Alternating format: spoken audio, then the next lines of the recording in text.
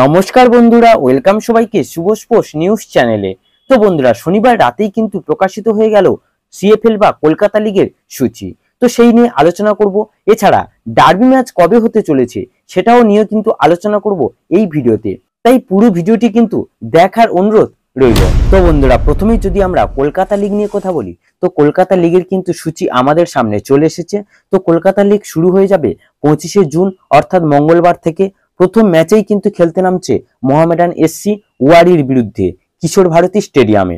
সন্ধ্যা 7টা থেকে এই ম্যাচ শুরু হতে চলেছে এবং উদ্বোধনী অনুষ্ঠানেরও কিন্তু আয়োজন করা হয়েছে। সেখানে উপস্থিত থাকবেন সুরকার ও গায়ক জিৎ গঙ্গোপাধ্যায়। তো এবার কিন্তু সবার মধ্যে একটি আগ্রহ, ডার্বি ম্যাচ কবে হতে চলেছে।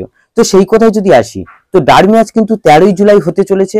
তবে কখন এই ম্যাচ শুরু হবে এবং কোন স্টেডিয়ামে বসে আমরা এই ম্যাচ দেখতে পাবো সেটা কিন্তু এখনো জানানো হয়নি। আর সেটা জানালে অবশ্যই তোমাদেরকে জানিয়ে দেব। আর আমরা কিন্তু কলকাতা লিগের খেলাগুলির লাইভ দেখতে পাবো জি24 ঘন্টাতে, যেটা তোমাদের আগেও জানিয়েছিলাম। তবে সূত্র মারফত যেটা জানা যাচ্ছে সেটা হলো এই জি24 ঘন্টাতে কিন্তু সব ম্যাচের লাইভ দেখানো হবে না। শুধুমাত্র মোহনবাগান, ইস্টবেঙ্গল, মোহামেডান ও ডায়মন্ড হারবার এফসি এই 4টি দলের সমস্ত খেলাগুলির লাইভ দেখানো হবে। আর তোমরা সবাই জানো যে মোহনবাগান, ইস্টবেঙ্গল তাদের মেন যে দলটা সেটা কিন্তু নিয়ে কলকাতা লিগে নামছে না, সেখানে তারা রিজার্ভ টিম নামাচ্ছে।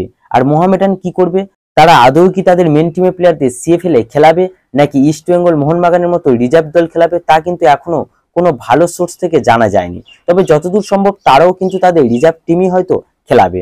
আর হ্যাঁ, আরেকটা কথা, মোহনবাগান ও ইস্টবেঙ্গল কিন্তু গত 4 বছর কলকাতা লিগে একে অপরের বিরুদ্ধে খেলেনি। তাই 4 বছর পর কলকাতা লিগে খেলতে নামবে এই দুই দল।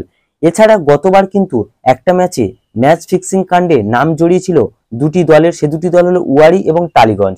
তাদেরও কিন্তু কলকাতা লিগে খেলার অনুমতি দেওয়া হয়েছে, তবে 1 লাখ টাকা জরিমানার বিনিময়ে তারা খেলতে পারবে। তো গাইস, এই ভিডিওতে এই আপডেটটি জানানোর ছিল। যদি ভিডিওটি ভালো লেগে থাকে তাহলে অবশ্যই লাইক ও সাবস্ক্রাইব করে দিও।